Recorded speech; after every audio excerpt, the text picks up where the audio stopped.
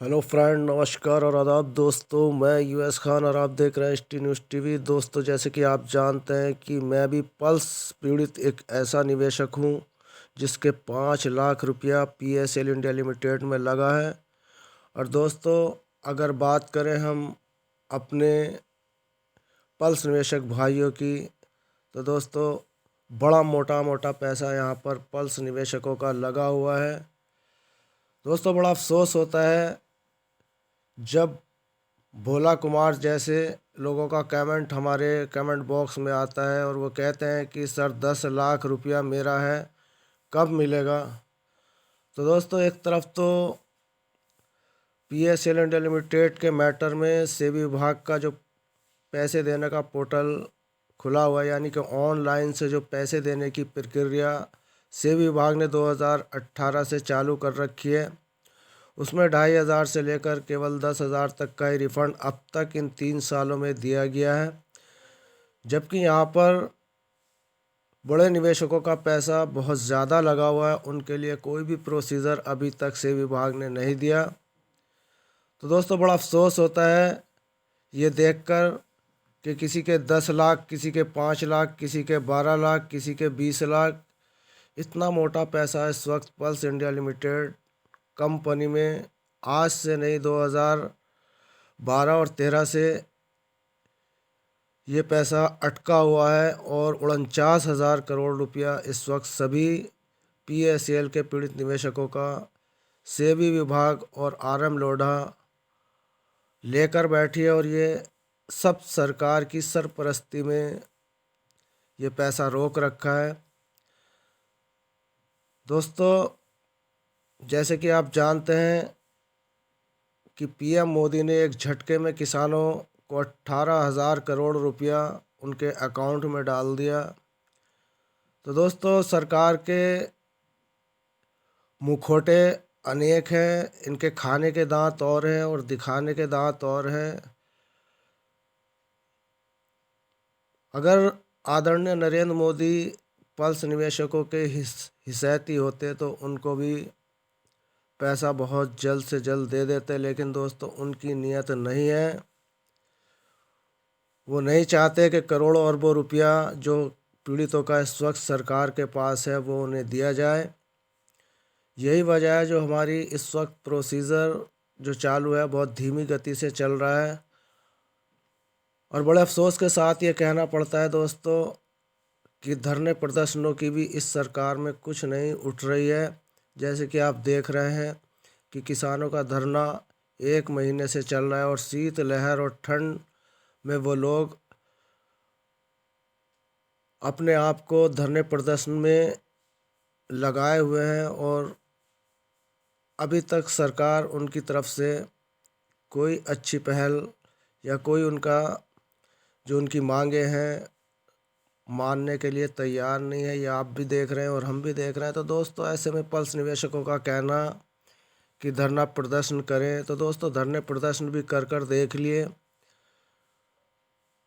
और बड़े बड़े धरने हमने किए, लेकिन कहीं से कहीं तक कोई सफलता नहीं मिली। यहाँ तक कि सेबी विभाग के ऑफिसों का भी आए दिन घेराव करते रहते हैं, लेकिन तब भी कोई फ़ायदा नहीं।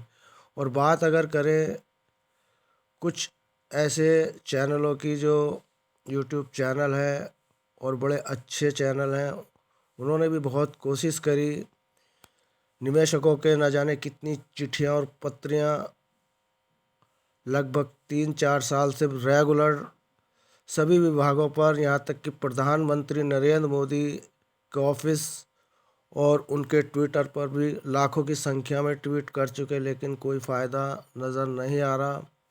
तो दोस्तों, यही हालात चलते रहे तो बड़े निवेशकों का पैसा मिलना मुश्किल ही नहीं नामुमकिन है, क्योंकि भोला कुमार जैसे के 10 लाख रुपये यहाँ पर अटके हुए हैं।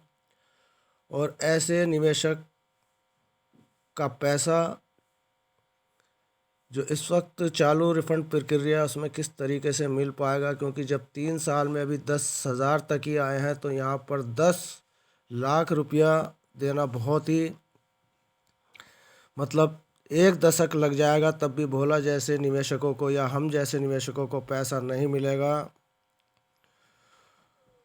बहुत से निवेशकों का कहना है, विजय कुमार का कहना है कि मोदी साले चोर हैं। देश में चिटफंड कंपनियों में फंसा हुआ गरीब जनता की गाढ़ी कमाई को मोदी लूट कर खाने में लगा है। अब पूरे देश में उग्र आंदोलन करना ही पड़ेगा, तभी बीजेपी सरकार की नींद टूटेगी।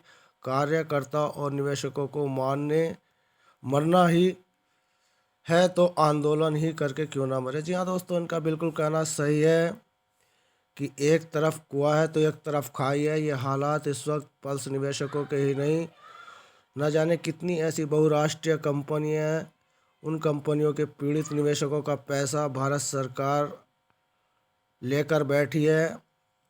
तो दोस्तों, बात अगर पीएसएल इंडिया लिमिटेड की करें तो 5,85,00,000 निवेशकों का 49,100 करोड़ रुपया यहाँ पर फंसा हुआ है।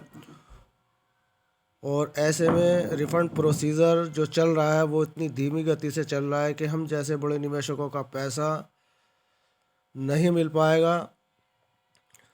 और रही बात दोस्तों, कुछ लोग कहते हैं कि हम मोदी को वोट नहीं देंगे, इसकी तभी आँख खुलेगी। तो दोस्तों, अकेला चना बाहर नहीं फोड़ता।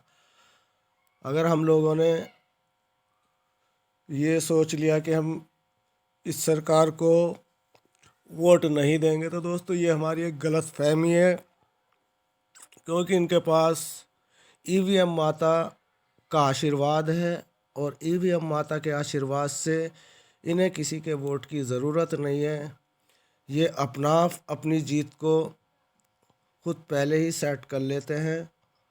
और जैसे कि आप देख रहे हैं कि किस तरीके से इस देश की दुर्गति बनाई जा रही है, यानी कि अगर आदरणीय नरेंद्र मोदी जी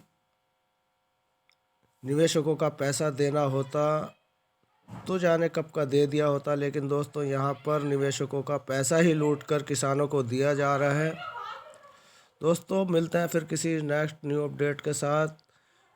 तब तक के लिए यूएस खान को दे इजाज़त। धन्यवाद।